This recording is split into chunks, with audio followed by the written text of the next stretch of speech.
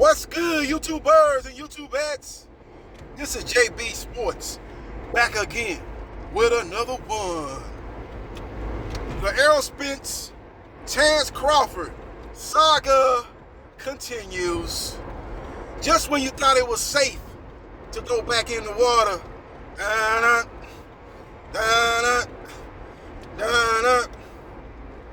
they keep reeling us back in. Whether it be Crawford, whether it be a tweet by Errol Spence Jr. I'm so far past this fight, but they keep reeling me back in, man. Crawford was on Instagram last night, and he had the internet going nuts with his comments in regards to failed negotiations between himself and Errol Spence Jr. He said he reiterated once again that the PBC, led by Al Hayman, did not give him a guarantee. They did not offer him a guarantee. He said that Al Hayman had an unmitigated gall, the audacity to give him a representative to represent him in negotiations. Terence Crawford said, hold up, wait a minute, I don't know this guy. You got this guy representing me? Well, that's what happened, Chance, when you ain't got no promoter. When you left Top Rank Boxing, when you burned that bridge, and that's the title of this video. Bud Crawford earned bridges with the PBC, led by Al Hayman and Errol Spence Jr. That's why this fight is DOA. This fight's not happening, not now, not ever. It's over. Take the L out of lover, it's over, my brother. This fight's not happening. Terence Crawford did an Instagram video last night, and he said at the start of that interview, or whatever you call it, whatever that was he was doing last night, he said it's going to be raw and uncut.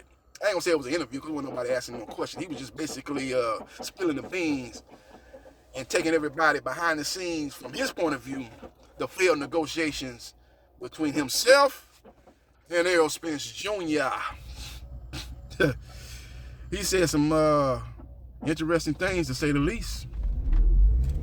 You know, he said that he was negotiating with Al Hayman since May. As we know, Errol Spence Jr. stopped Yordenis Ugas in April 16th to be exact. And he said he started negotiation with the PBC in May. But he said he didn't actually receive a contract from the PBC till August. I find that kind of strange, man. So you let that many months pass by. It took that many months for even a contract to be sent to Terence Crawford. Now, this is what Terence Crawford is saying.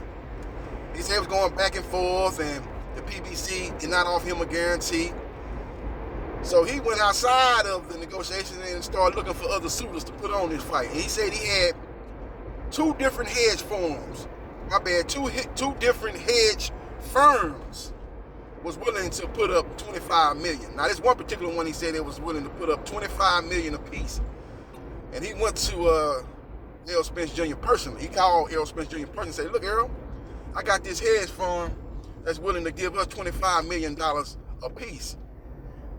And I'm going to take a wild guess here that hedge firm was located in the Middle East.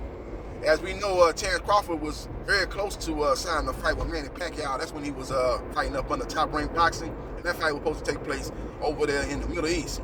Abu Dhabi, as I butcher the name, whatever you call it. Abu Dhabi, whatever over there in the Middle East. He was supposed to fight over there with Manny Pacquiao a couple of years ago. And that fight fell through because Terence Crawford refused. Just like he refused to sign the contract. He held the contract for 2 weeks.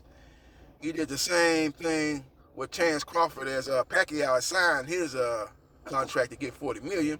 And they was waiting on Terence Crawford. Well, Terence Crawford, led by his manager, Big Mac, a.k.a. Bo Mac, told Terence Crawford, don't sign that contract. The money ain't real. You know, there's too much shady things going on with the whole situation. Don't sign off on this. It's basically what Bo Mac told Terence Crawford. He didn't sign his portion of the deal that would have paid him $10 million. Now, he go from that and goes to these hedge fund people. And you know one thing about this, his hedge firm that he was talking about in his Instagram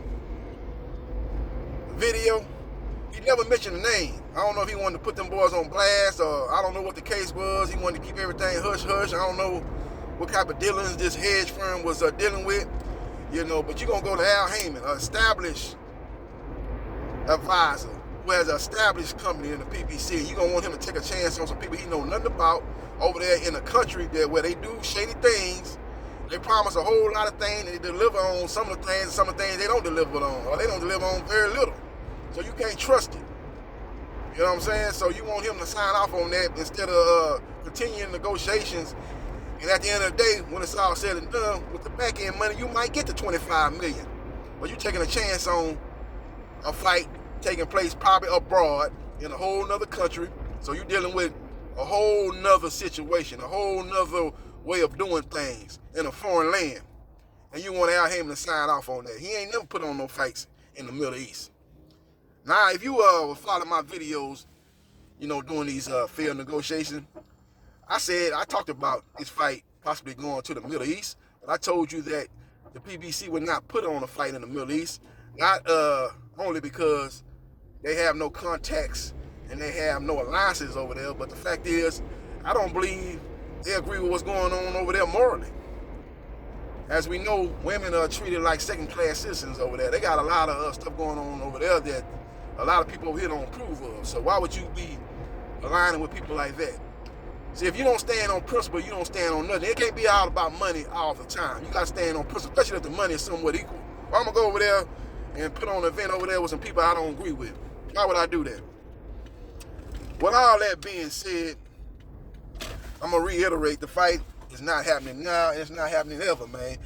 As Terrence Crawford, trainer, Bernie the boxer, came out and called Al Hayman a fairy. He basically said that Errol Spence Jr. is his boy toy. That Errol Spence Jr. is taking it up to ace from Al Hayman. So make no mistake about it. This fight is DOA. Bud Crawford and his team has burned the bridge, just like they burned the bridge with Top Rank Boxing.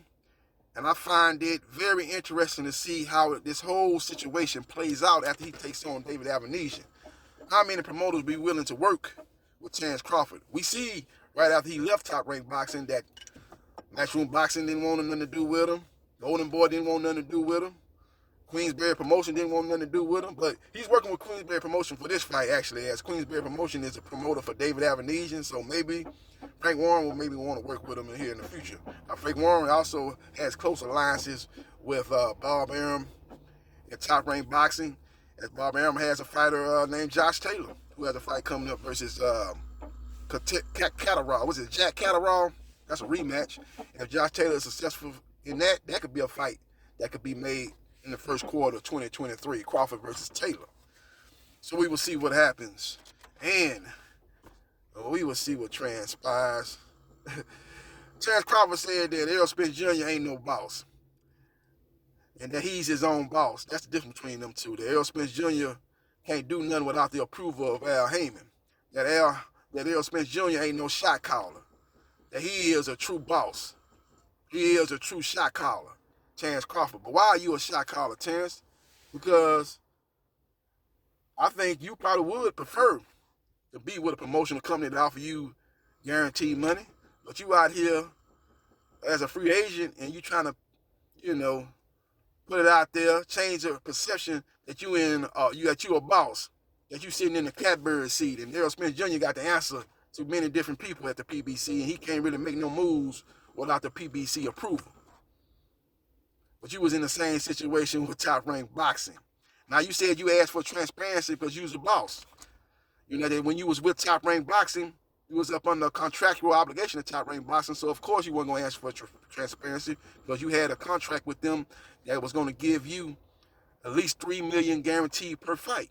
Why would you ask for transparency up under that contract? But now that you're a free agent and you're going into a business, a venture with Al Hayman to put on one of the biggest fights in boxing, that you want transparency, that you want to know what money's going out, the expenses on the event. You want transparency because you're on equal footing with Al Hayman. Man, you a boxer. You a boxer, man. You ain't on equal footing with Al Hayman. That's why you hire a lawyer to represent you and go in the room and hammer out a deal with Al Hayman. You in the room or you talking with Al Hayman one-on-one and you thinking you a boss and you on equal footing with Al Hayman and you know the ins and outs and the details of putting on a fight and putting together a fight and all this, that, and the third, and you've never done that before, man, you're an infant, man. You're a child. You're a child trying to learn to walk, man, going against a grown man that's driving a car, getting on planes, getting on jets, flying all across the world, man. You're just an infant, ain't learned how to walk yet. You need to be taken care of. You need to be nurtured. You need to be raised. You see what I'm saying? Come on now, Terence Crawford. But it is what it is, man. Like I said, I'm so far past this fight. You know, a lot of people gonna believe what Terence Crawford had to say, and there's probably a lot of truth into what Terence Crawford had to say. But you gotta understand, it's from his point of view. I would like to see Errol Spence Jr. come out and give his side of the story, and the truth is always somewhere in the middle. With all that being said, he also said that Errol Spence Jr. is gonna fight Keith Thurman.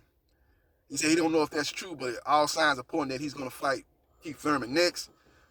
But he said that basically Errol Spence Jr. is not a man of his word because he's been out here constantly saying that he ain't never fighting Keith Thurman.